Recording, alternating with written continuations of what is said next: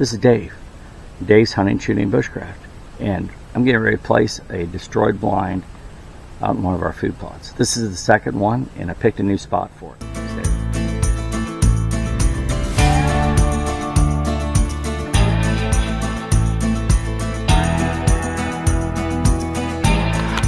Hey, Dave and Lily. We're out here in the food plot in the middle of the woods. I have a blind. I don't know if you can see it, but it's kind of hid back up in here, right there.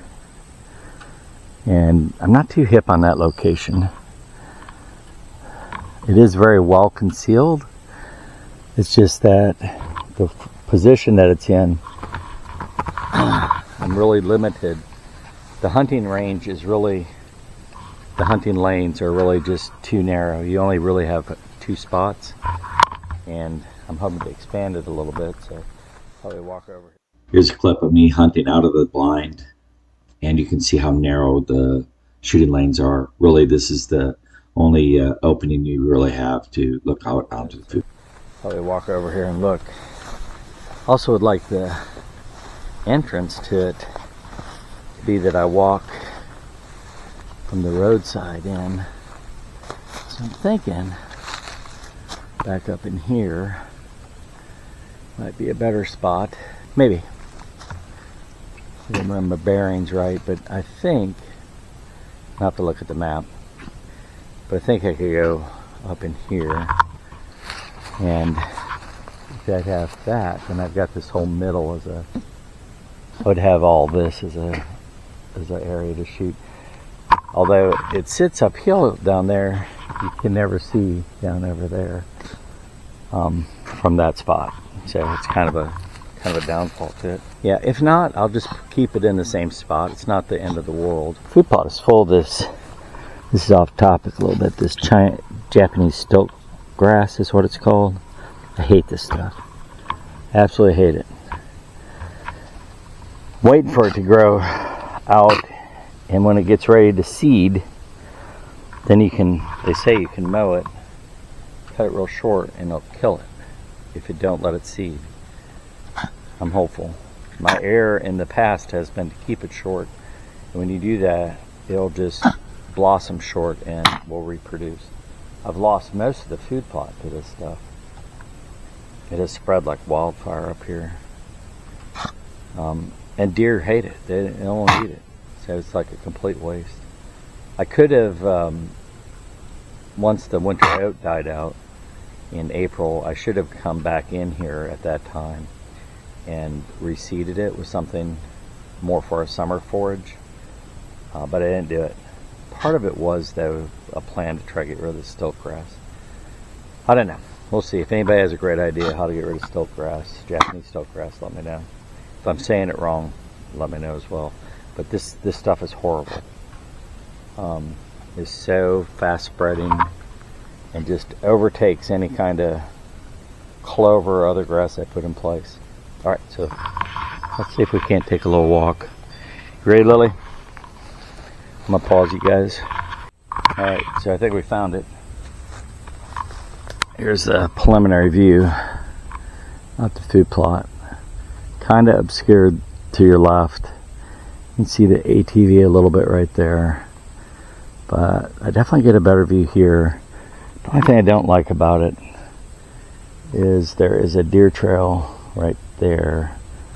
I don't know how heavy it's used, but there's deer trails all over this. So pretty much anywhere I put it, I'm gonna run into a deer trail. So let me clear out this space a little bit more. Right, so to help clear this out, I got a new tool I'm testing. Let's see how it does. I got this axe. So this axe it's much like a Viking axe. So I asked the person who made it, and he said, kind of insulted that I would ask that, if it was, could you use it like an axe? And he's like, of course you can. So we're going to use it like an axe. And it's got this really nice leather protection and a super sharp blade, so I have to be careful swinging that and make sure we don't mess up. But it's weighted really nice. It's heavy. So let's see how we do. So we got a pretty good opening here. I got a couple, maybe this tree for sure is in the way. So let's get rid of this one. Let's see how so that's he does.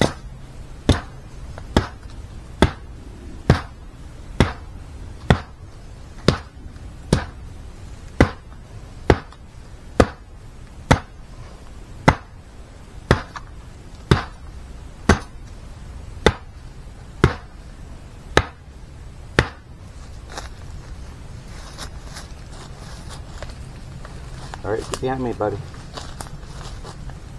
Watch out, buddy. You get up here, baby. I don't want to hit you with the axe. That would not be good.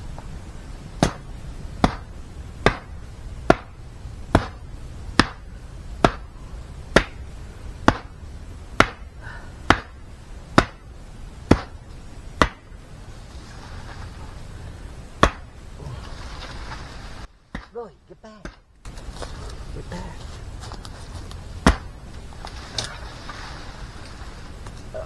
You make this really hard.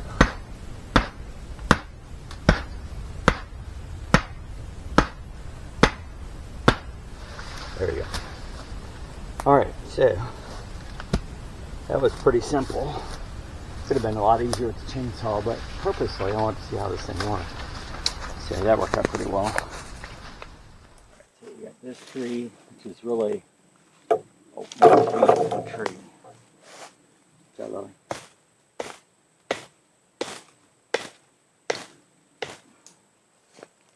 Yeah.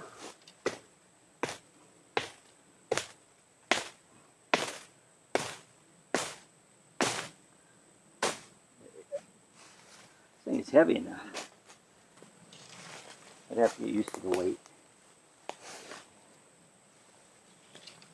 I'll let my forearm strength a little bit.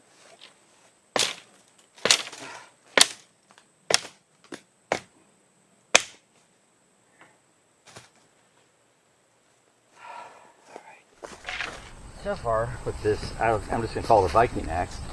I'm going to say, like they do in Forged in Fire cuts. It's got a beautiful face to it. You can just see that. So, don't have much room for that. Anyway, watch out, Lillie.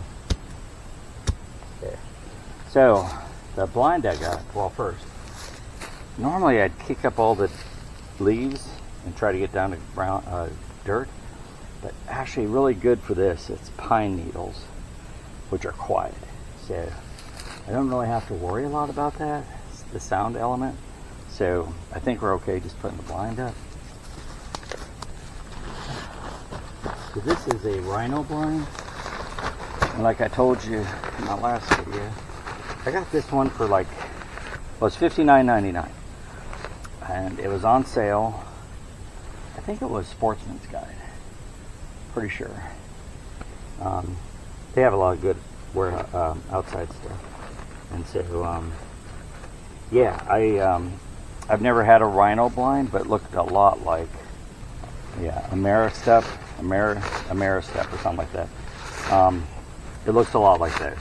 This has the same features, and you'll see as I put it up. One of those that pops out, which you'll get a lot of me putting out because I'm not the best at that.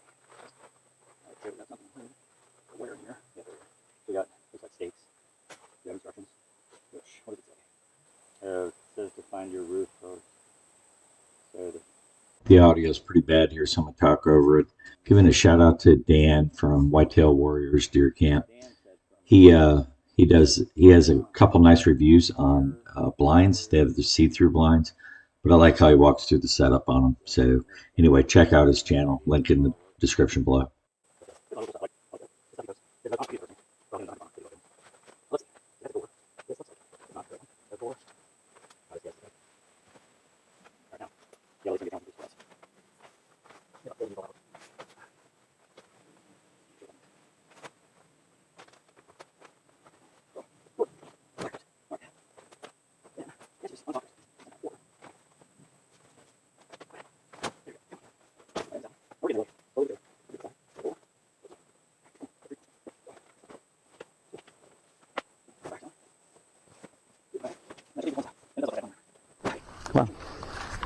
go in the blind. Here, through here, baby. Gotta jump up. Look, look. Gotta jump up. Come on. Can you do this? Can you do it? Come on, Lillie. There you go. Come on. All right. Come on, Lillie. Come on. There you go. So, yeah, it's got, I'm not sure if I like this door, and I definitely don't like these kind of windows over here. Just expose your butt. But I do like the mesh windows. So, I did that, and it hardly ever flip. Yeah, I don't like that. You gotta do more over here. I want these to be easy to do. Not hard. It shouldn't be hard. It should be easy. But they're stretching into one thing, and they got like a little hooky thing on it. And I can't see because it's dark. There it is. So that pushes down. Yeah. Why would they have everything hooked into that? I don't know. So that's how you get your view. So you get that nice mesh view. You can look through really good. So take this down. Take that side down. And you got a nice view. I don't like this. Some of these things. Definitely don't like this door. Doesn't seal up tight. I don't like this floppy window, which is wide open. I don't understand that. As tight as they have everything else, they got this one window that's real floppy. I mean, look at this. I don't get it. I want concealment on my back. I want to be able to sit here quietly and know that my back is concealed. I'll have no failures. Got a little pocket. And another little pocket. Like that. It's really taut. So, hopefully this will work for me. Despite its downfalls. Alright, it's hot in here, so we're gonna let's button this. Let's see if we can button up a little easier than what it took to put it up. So it goes up a lot easier than it went down. Come on, baby. Good girl. Good girl. Let's see if we can close this door up.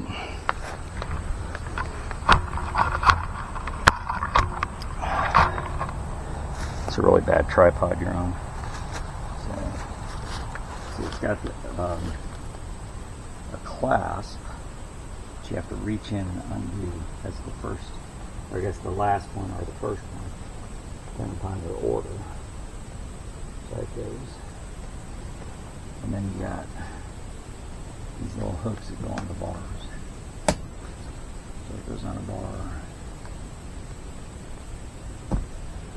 Goes on a bar.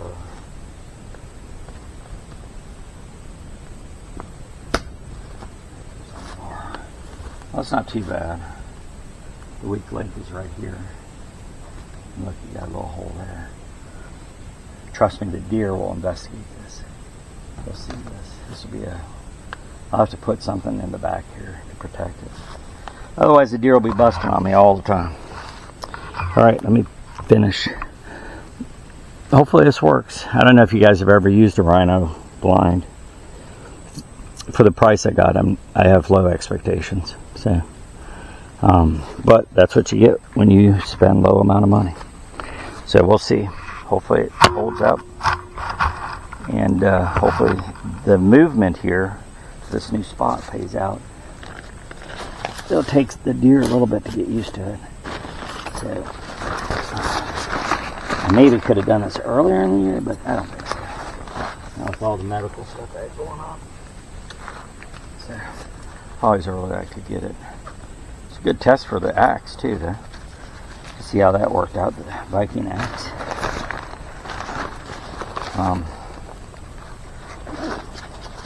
Always like field testing stuff.